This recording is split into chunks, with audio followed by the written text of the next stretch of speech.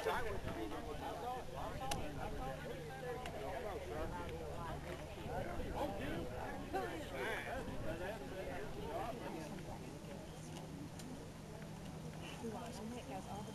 behalf of the FAU student body, I would like to welcome you to the memorial service of Molly B.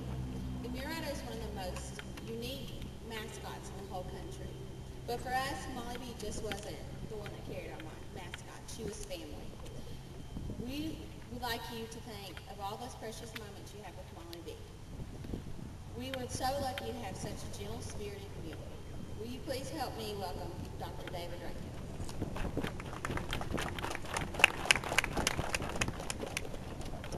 Thank you, Amanda, and appreciate so much everyone coming out today. We even have a member of the Arkansas Higher Education Coordinating Board, Cheryl Johnson, here today, and a mule rider to celebrate this event.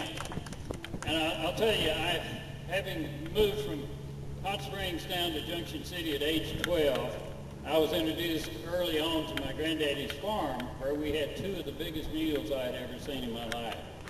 They were strong, they were powerful, and they were a little bit fearsome to a 12-year-old, I will tell you. But that's part of the tradition of this country. And mules were used well up into the 40s and even to the 50s in this part of the world. And I remember the early tractors of the day, and that's what the mules were. They were the early tractors of the day.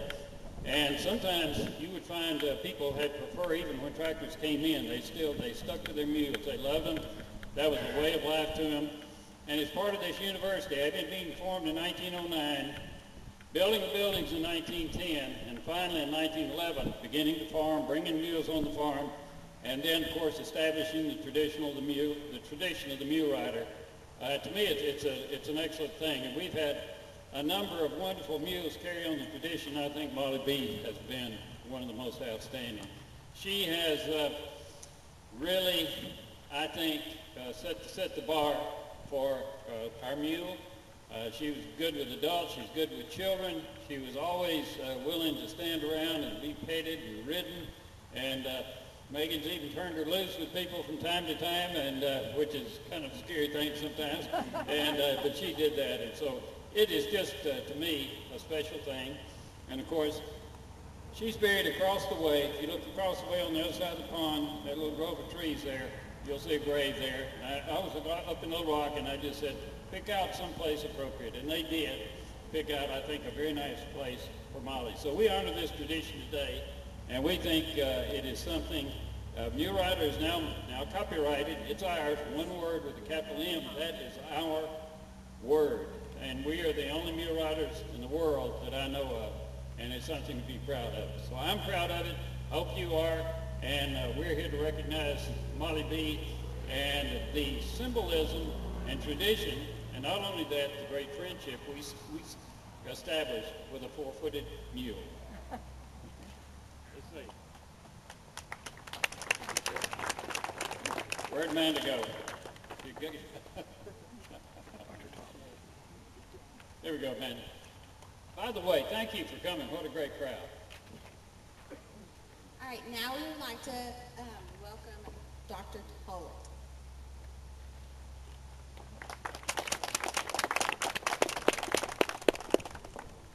Thank you, Amanda. I'm going to give you the real story about Molly B today.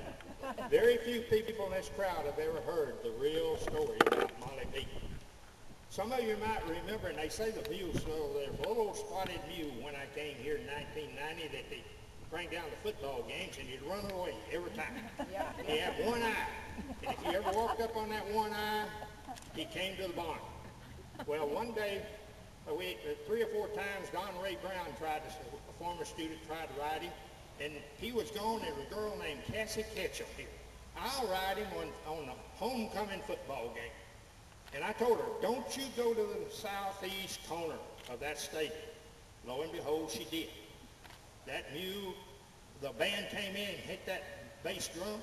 That mule went diagonally across that football field, defecate, never step. And Cassie was she had white, I'll never forget in my life, she had white blue jeans, a white hat, white shirt, and white shoes. She's 30 foot behind him chasing. And he went to the barn. Well, next Monday morning, former athletic director, W.T. Watson, was in my office when I opened the door.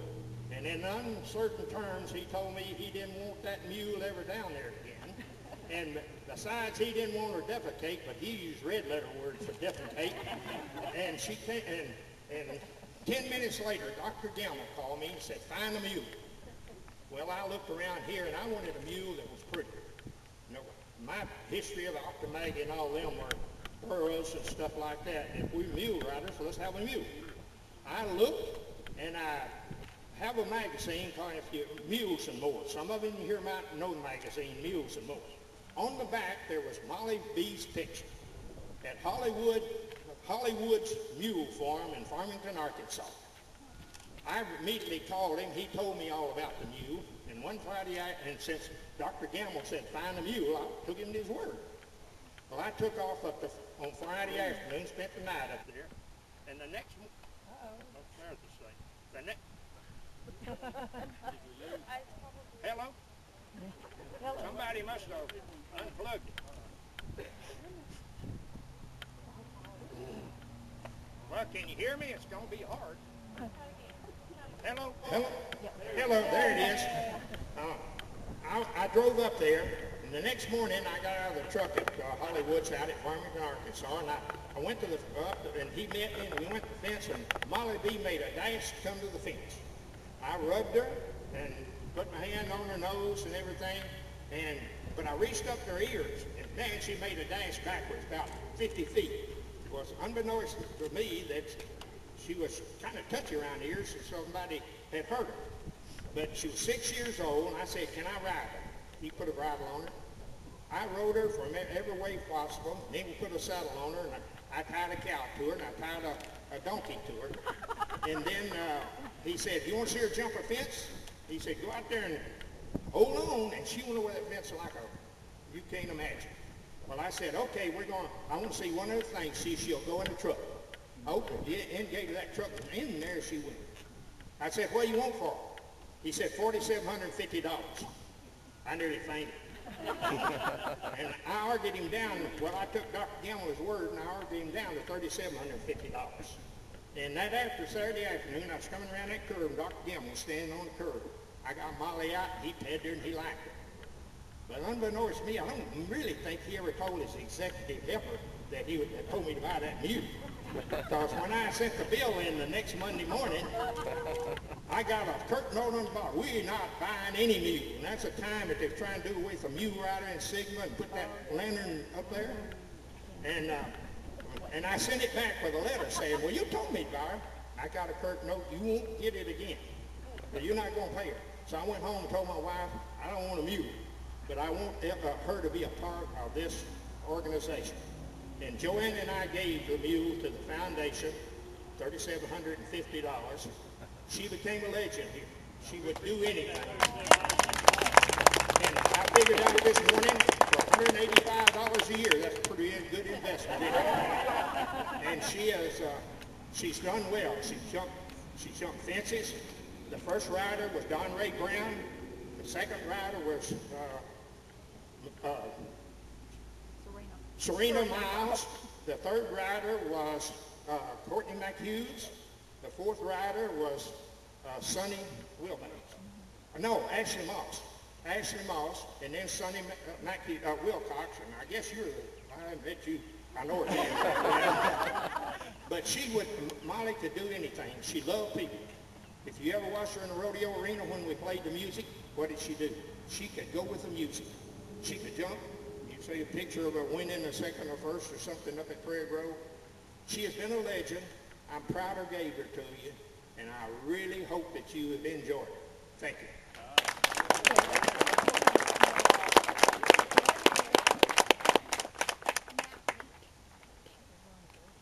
Now, can you please help me welcome the mule rider, Megan?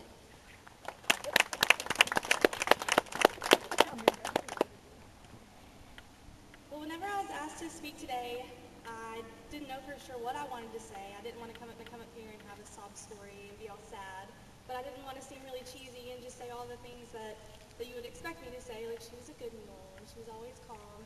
And so I just kind of thought I'd tell you about the experience that I had with her as I got to know her and through working with her. I still remember during spring of 2011 whenever I tried out to be a mule rider, and I was so nervous about riding a mule. I'd grown up on a farm, I'd always ridden horses, but I had never ridden a mule before, and I had heard stories about Molly and how she didn't like her ears to be touched, and she was crazy, and so I was extremely nervous, but I came here, I got on her, we rode around a little bit, and everything was fine. So I was like, everything's going to be great, like she's really sweet. Well, whenever Rusty and Bart weren't around, she was not sweet. I don't think she liked me very much at the beginning, and every time I would try and catch her, she'd turn her butt to me like she was going to kick me, or she would throw her head at me whenever we were standing there, and I thought, this is going to be the longest 3 years of my life.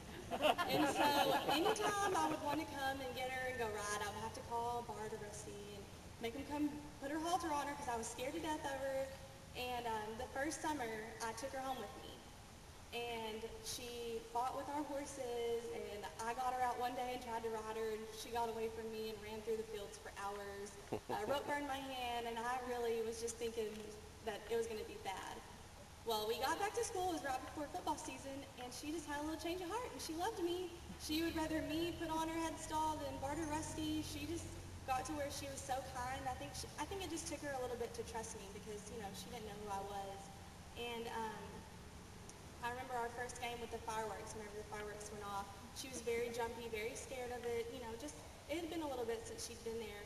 But by the end of the football season, I could sit on her back while the fireworks were going off. We just built and developed a really strong relationship to where we trusted each other. You know, I knew that if kids were on her, I did a birthday party for Steele's grandson. I gave every kid at the birthday party a ride on her back. She was just the most gentle, loving mule ever, as long as you didn't touch her ears. But everybody has their flaws. But you know, she really was such a joy to work with, and she was so calm. She was always loving, and she's definitely irreplaceable to me. And I know that there's a lot of people who I promised a ride on. People would always come up to me and say, like, I want to ride Molly, I want to get a ride on her. Don't worry, we have another mule, and if you want to come and ride her, you're more than welcome. She's a little crazy, but you can ride her first, so I'll take care of that. But I really appreciate everybody coming out here today. It means a lot to see all the students and faculty and athletes out here. We really appreciate it, and I'm looking forward to getting used to this new mule and seeing y'all next year.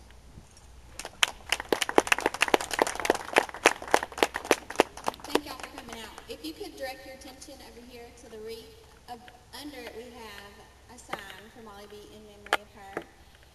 And we'd also like to invite you to come to the luncheon in the Welcome Center. Thank you.